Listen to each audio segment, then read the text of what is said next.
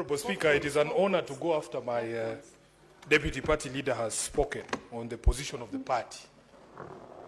Honorable Speaker, I want first of all to echo the words that the Senator for Vihiga has said, that we as ODM are extremely proud of the campaign that was run by our party leader, the Honorable Raila Odinga. We are extremely proud, Honorable Speaker, because even some of us who are way younger than us were envious of his energy to put in all those hours of flights, to go to all those capitals, to go and speak to all of those people so that they can be able to support him. There is consensus across the country, Honorable Speaker, that there was nothing wrong with the candidate. We presented the best possible candidate Kenya could have. If you look at his stellar experience in public life, even on the continent as the AU infrastructure envoy for the past few years, Honorable Speaker, we had the best candidate we could put forward. Honorable Speaker, last year, I had opportunity to be a part of an observer mission, and it was the first time that I was undertaking such duties in my entire life. We were part of an observer mission for the elections in Somaliland. And that is when, Honorable Speaker, I came to realize that sometimes that the decisions that are taken in our internal borders or in the borders of one country, we think sometimes that they are entirely our decision. But I'm telling you, Honorable Speaker, I learned that many, many people, especially your neighbors, your political neighbors, have interest in what happens in your country. Honorable Speaker, when we were there, we realized that many of the countries around Somaliland had an interest. Addis Ababa had an interest in the election in Somaliland. The people of Djibouti were watching very keenly to see what happens in Somaliland, and of course Somalia itself, because they claim that Somaliland is part of the region of Somalia. Honorable Speaker, what that experience showed me is that I am totally blindsided as a legislator, as a leader in this country, when it comes to global geopolitics. It is no wonder, Honorable Speaker, I made a decision, conscious decision, to join the committee in this House that deals with foreign relations. Because for me, Honorable Speaker, I have always felt that the lack of clarity when it comes to Kenya's foreign policy positions is a problem for even some of us. Honorable Speaker, I will give you another anecdote before I say what I want to say. When I began my journey in politics, I tried my hand in a rural constituency called Kandui. And I remember, Honorable Speaker, we used to send representatives to funerals. For instance, because I used to operate out of Nairobi, I couldn't attend all functions. And I remember the advice of one old man, that the people you send who speak in your name, Madam Speaker, they are as important as you. Sometimes even more important than you.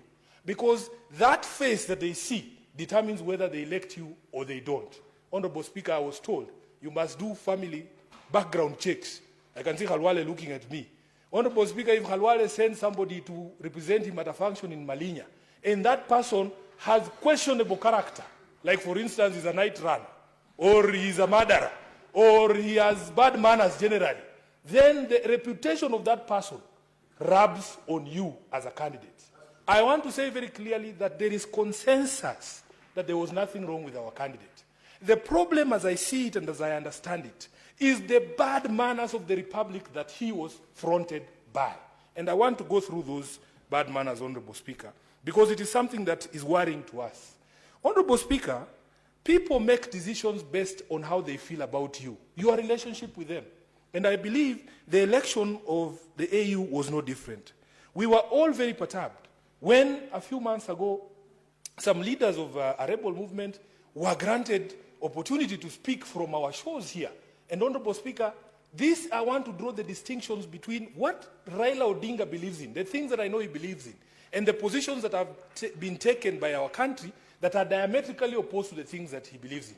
Raila Odinga is a Democrat. He would never support the appending of power other than by means of democratic processes. He would never support a situation where you have people who are threatening peace and stability in a neighboring country, and then you grant them, a stage for them to be able to perpetuate this division in their own homes. So therefore, Honorable Speaker, you have this Pan-Africanist who believes in democracy, who believes in the democratically elected government in the DRC, and then you have your own country, the sponsoring country, allowing rebel movements to have a stage in our own republic. to say things and undermine democratically elected governments back home. Secondly, Honorable Speaker, there are certain things that I actually believe, like global conflicts, that I admit that maybe I do not have the solution. But Honorable Speaker, when your country takes a position on that, you instantly make enemies and friends. And the clearest example to me is the conflict in the Middle East. This is one of the most complex global conflicts, Honorable Speaker. And many people have gotten to a place where we feel that even the proposed solutions that used to appear like they could work, as days go by and the events in the Middle East continue to unfold, we start to feel like maybe there is no solution to these problems. Honorable Raila Odinga is my party leader. I have had him publicly take a position to support the Palestinian people and say that they have a right to a home. Honorable Speaker, that is the position of the candidate. But what is the position of the sponsoring country? Honorable Speaker, when the sponsoring country takes up an opposite position to the candidate, then it presents a problem. So these conflicts between the position of the candidate and the position taken by government, I believe, contributed to the situation that we are right now. Honorable Speaker, of course, all of us know that once conflict erupted in the DRC, there are certain notions, especially from countries and players in that particular country, that Kenya's position was not a position that was advancing the security and peace of the DRC. Honorable Speaker, we have a very strong voting bloc, the Southern African Development Community. You know the position that they took at the AU. One of the biggest countries and most influential countries in that particular bloc is South Africa. South Africa lost 13 soldiers out of that eruption of violence in eastern DRC just a few weeks ago. The feeling that I have seen amongst many of these people is that that conflict and that emergence of violence was mishandled by the regions, and especially by Kenya. Honorable Speaker, the evidence is in the fact that when our head of state called for a regional summit to discuss that conflict, in fact, the DRC refused to attend. Honorable Speaker, these political decisions that we make here internally, Madam Speaker, they have global implications. The positions we take as a country have implications of how the rest of the country, the world views us and our standing in the community of nations. Honorable Speaker, most of us were shocked. Just a few days ago, I was sitting at KICC, and there was a red carpet rolled out, and there were very lovely ushers there. And I remember asking them, and they were all dressed in a shade of red, I think. Point of information. It's called... Point of information. Point of information. Would you wish to be informed by It's Senator? going to mess my flow of Senator thoughts. Eddie. But let him inform you. Senator Eddie, do not mess the flow of thought from the Honourable Senator's submission. Madam Speaker, this is one of my favorite leaders in the minority side, so I wouldn't want to sometimes interfere with this point of information. But I think I've listened to him using the word position of country interchangeably. Leader is that there is no country's foreign policy decision and written to those effects of those insights that you have shared. So I just want to make that distinction that position of country is different from position of individuals. Thank you, Honorable Eddie. I think I meant the position of the state of the Republic of Kenya as enunciated by the head of state, the Honorable Dr. William Samoei Ruto. And Honorable Speaker, when countries deal with you, the position is articulated by the head of state. I mean, if you tell the people of Djibouti to tell you what the position of Kenya is on an issue, they will most likely go with the position that has been enunciated by the head of state. Honorable Speaker, I was on the question of the presence of the RSF from the Sudan in Nairobi. Again, Honorable Speaker, the newspaper reports were that they were here to sign some pact that was going to put in place a new government in the Sudan. Why are we meddling in the situation in the Sudan when we know there are two warring factions? We used to play a role of mediator. When the president was President Moi, he was known for being a peacemaker. This country used to be known as a diplomatic hub where these global and regional problems were resolved. But it is no longer the case because we appear, at least the appearance of intermeddling with the internal affairs of our other countries and especially our neighbors is hurting our image. So, Honorable Speaker, after that vote was taken, I have seen a lot of submissions and people talking and saying, oh, there were Kenyans who are unpatriotic, But I want to remind Kenyans that we are a very divisive society. We have to come to accept, in fact, Honorable Speaker, as a political leader in this country, we have held the position that you must allow people to criticize you. You must allow people to insult you because, as you know, you are a lawyer like myself, Honorable Speaker, the High Court, our own High Court, has ruled that the freedom of expression extends to insults. That there is no requirement, and Senior Counsel is here, he can tell us, there is no constitutional imperative that when somebody speaks to you, they are nice to you. There is nothing like that. The protections or the limits to which the freedom of speech can reach are only the ones set out under the Constitution, and they don't extend to those things. So, Honorable Speaker, there is this debate about patriotism, and I've asked myself, what is this thing called patriotism? Honorable Speaker, we live in the city here, and in Nairobi we have one simple rule. If you love me, I will love you back. But if you do not show me love, there is no way you can expect commensurate affection from me. It is that simple. You love the people and the things that love you back. Honorable Speaker, when you speak to many of the young people, they feel that this country does not love them. From the day that you are born, Honorable Speaker, look at the situation in our maternities. Look at the situation in hospitals like Mama Lucy. The country, because of our failures to provide proper health care, is actively trying to kill you from the day that you are born. That is the situation we are born into. If you compare to other countries, Honorable Speaker, and we have traveled the country, the world, and we have seen, from the days that you are born, the way the country takes care of you, the sort of maternal health care that you are given, the sort of nutrition that you are given, you can see a country trying its best to make you survive, not a country actively coming after your life. Honorable Speaker, we go to places and we see education is free from primary school to the university. The country is actively trying to mold you into a proper citizen for the benefit of the country. It is very easy to love a country like that. But what is the situation in Nairobi? What is the situation in Kenya? Honorable Speaker, we have not done enough to make people feel like they belong to this country and that this country works for them. You cannot therefore fault people when they express anger against their own country. You cannot fault people. Patriotism, in fact, is defined not as loving your government, but loving your country. And when things are wrong, Honorable Speaker, we have a right to say that they are wrong. The politics of Kenya is very divisive. You know, people here pontificate as if the result had been different, Honorable Speaker. Can we honestly all guarantee that there would have been restraint on all of us, that we would not have over-celebrated to the annoyance of those who don't believe in our quest? Nobody can give you that guarantee. People are allowed to celebrate or to cry or to whatever, express themselves as much as they wanted. But I know Raila Odinga. Raila Odinga is the most insulted political leader in Kenya. Every single day you wake up, he's trending on Twitter, he's trending on Facebook, he's a headline in at least 3 newspapers per week. He doesn't appear to be faced by any of those things because he understands you have to have a thick skin as a political leader in this space. If you put yourself out in the public, you can expect people to be insulted. To insult you. Therefore, Honorable Speaker, there are people who want to use this so-called celebration in Nyeri. And when I watched that clip, Honorable Speaker, it was 2 mamambogas at a market in Karatina. And when people speak about it, you can think the entire region of Mount Kenya. And in fact, the most annoying and saddest thing was attempts by leaders, some in very senior positions in parliament, trying to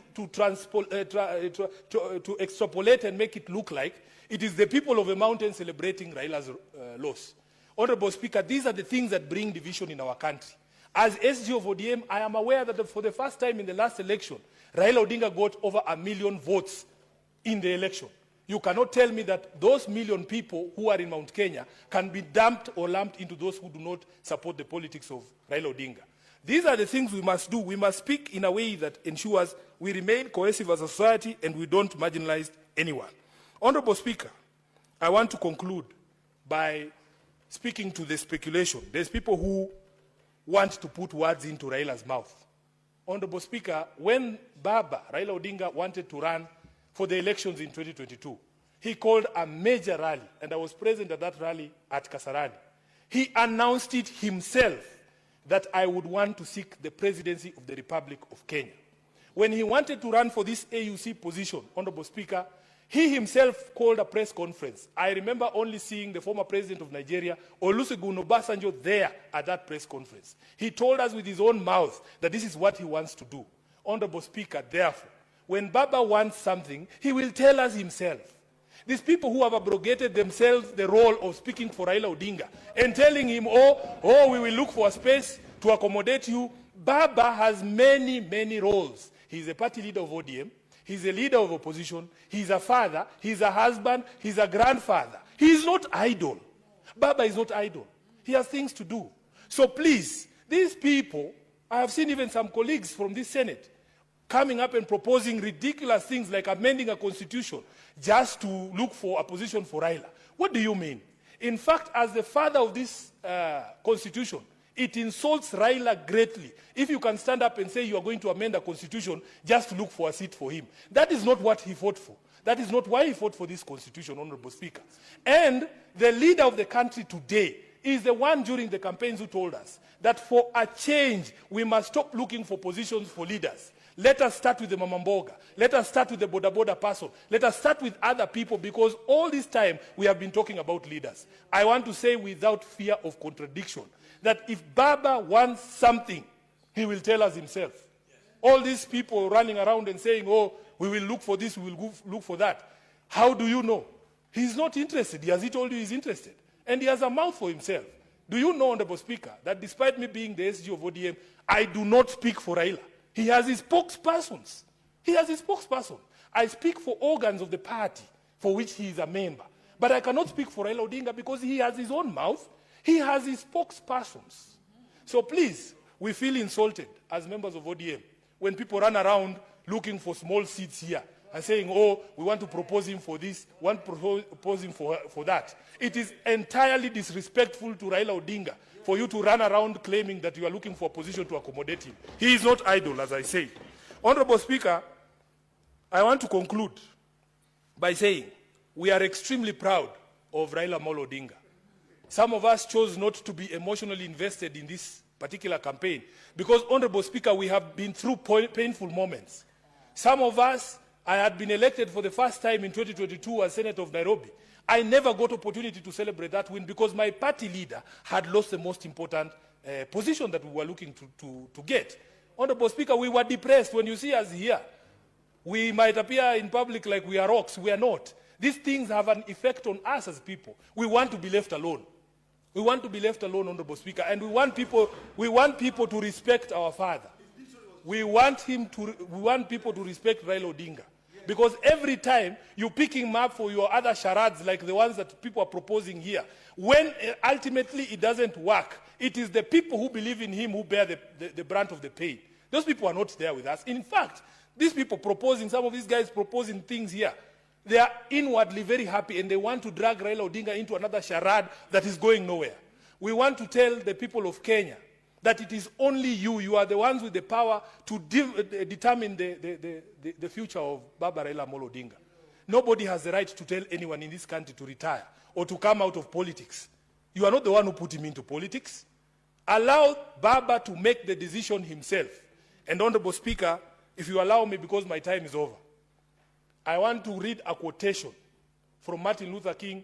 This quotation hangs on the walls of Raila Odinga's office in Upper Hill. Honorable Senator Eddie, please, if you can hand me my phone so that I don't move from here. Because there are people who have been threatening us, Honorable Speaker, that when we say these things, they think, oh, you are going to be kicked out from where? From what position? These positions are not permanent, Honorable Speaker. These positions are here today and tomorrow they are gone. I add the SG. Please, the just SG to read this. Senator, I'm adding him 1 minute to read out that quote. Honorable Speaker, Raila Odinga has a very famous office at Capitol Hill in Nairobi. If you go into that office, there's a quotation from Martin Luther King that hangs on his wall. And it goes like this. You may be 38 years old, as I happen to be. And one day, some great opportunity stands before you and calls you to stand up for some great principle, some great issue, some great cause. And you refuse to do it because you are afraid. You refuse to do it because you want to live longer. You are afraid that you will lose your job, or you are afraid that you will be criticized, or that you will lose your popularity, or you are afraid that somebody will stab you or shoot you, or bomb your house. So you refuse to take the stand.